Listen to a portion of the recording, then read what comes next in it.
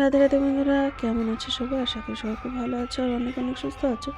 আমার নতুন একটি ব্লগে তোমাদের আবারও সবাইকে স্বাগতম। তো দেখতেই পাচ্ছ গোপাল সোনা বাড়ি নেই, কারণ হচ্ছে ওই যে গোপাল সোনারা বসে আছে এখানে। এবার গোপাল সোনা এসছে সেজো কাকিমার বাড়ি বেড়াতে, মানে সেজো কাকিমা দামোদর মাস পালন করেছিল। তো সেই দামোদর মাসের শেষ দিন উপলক্ষে যে অনুষ্ঠানটা শুরু করেছে, তো দুদিন ধরে অনুষ্ঠান চলছে। যেহেতু আমি আসতে পারিনি, সেই জন্য এর আগের দিনের অনুষ্ঠানের কোনো ভিডিও দিতে পারলাম না। তো যাই হোক, আজকে হচ্ছে বাড়িতে কীর্তন আছে, আর গতকাল হচ্ছে গিয়েছিল নগর কীর্তন, মানে গ্রামে বেরিয়েছিল, তো সেটা দিতে পারিনি, যে আমি যাইনি সেই জন্য। তো যাই হোক, দেখো অনেকগুলো গোপাল সোনা এসছে, রাধারানী, তারপর রাধা মাধব, গৌরনিতাই, তারপর মা লক্ষ্মী, অনেক ঠাকুর আছে এখানে। তো মানে ঘরটা একেবারে সত্যি সেই বৃন্দাবনের মতো হয়ে উঠেছে। যেখানে রাধারানী, রাধা মাধব, গোপাল সোনা, তো সেখানেই তো বৃন্দাবন তো অলরেডি হয়েই থাকে।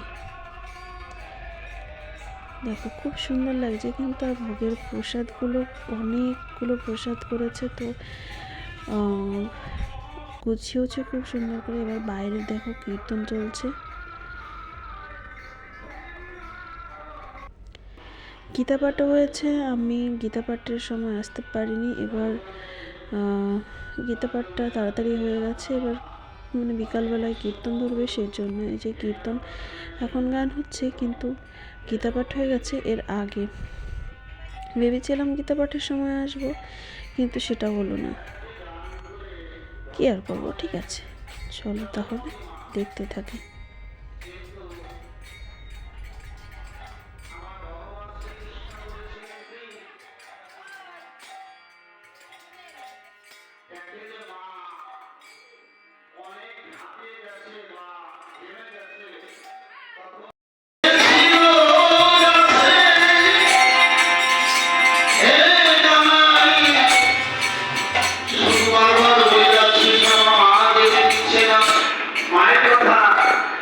বাইরে কীর্তন চলতে রাখলো, আর গোপাল সোনাদের ভোগ লাগিয়ে সেজো কাকিমা এখন ভোগের আরতি করছে।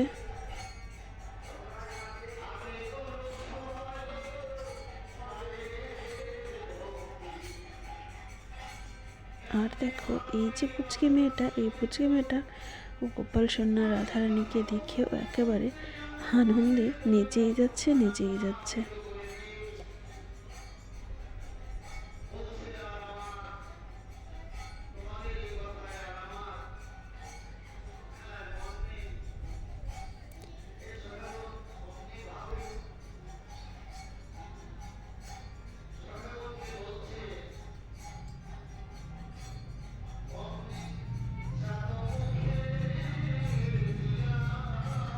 তো খুব সুন্দর অনুষ্ঠানটা পালিত হলো আজকে।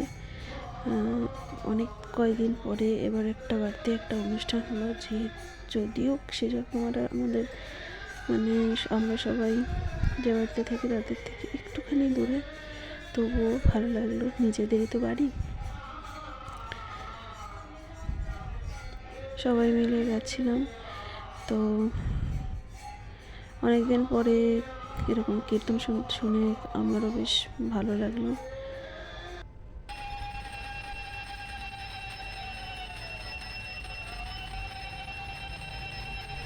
ভাবছিলাম যে কবে কীর্তন হবে আমাদের বাড়িতে একটু, তো যাই হোক বাড়িতে দিতে পারলাম না, তো কী হয়েছে, সেজন্য মতো দিয়েছে, একটা জায়গা হলেই হলো।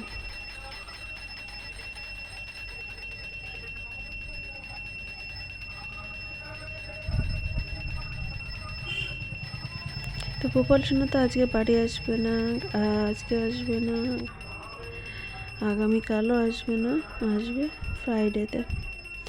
তো যখন যেদিন নিয়ে গেছে এখন, তো সেদিনই বলে গেছে যে গোপাল সোনা কিন্তু এখন বাড়ি আসবে না, আস্তে আস্তে শুক্রবার। ঠিক আছে, চলো তাহলে, আমার ঘর ফাঁকা হয়ে থাকবে, এটাই হচ্ছে কথা। তো যাই হোক, ঠিক আছে, অনেক কদিন পরে বেড়াতে গেছে। যদিও মাঝখানে দিদি বাড়িতে গেছিলাম, দিদি বাড়িতে বেরু করে এসেছিলো। এই দেখো বাইরে প্রচুর লোকজন হয়ে গেছে। এবার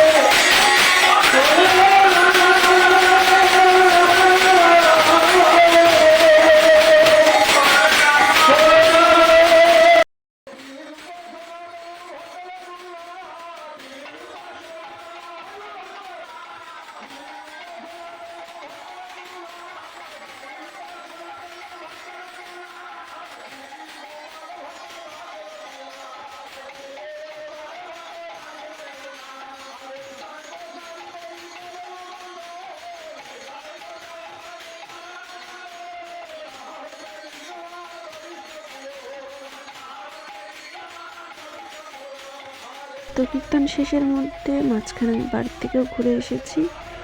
তো দেখো এখন প্রচুর নাচানাচি চলছে, যদিও আমি মিস করে যাচ্ছি। ঠিক আছে, সামনের বছর দেখা যাবে।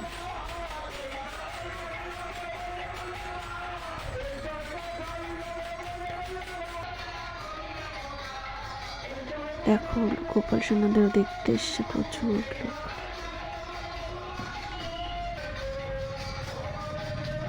প্রচুর আনন্দ হচ্ছে, প্রচুর। এবার সবাই এত মজা করছে, কি আর বলবো।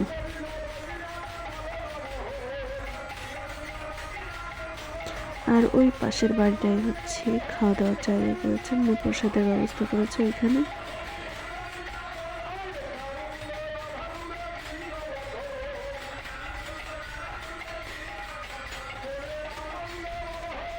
যেহেতু এখানে অল্প জায়গা, সেই জন্য আর গান শেষ হওয়ার সময় না প্রচুর ভিড় হয়।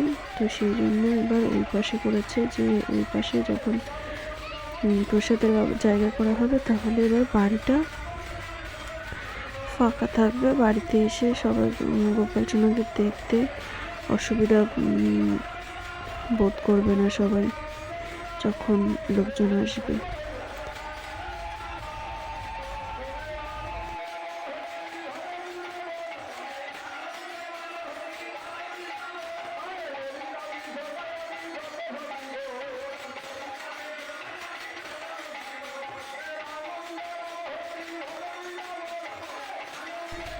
যাই হোক, সবাই খুব ভালো থেকো, সুস্থ থেকো। দেখাবো নতুন একটি ব্লগে। তো তোমরা সবাই খুব ভালো থেকো। Bye bye.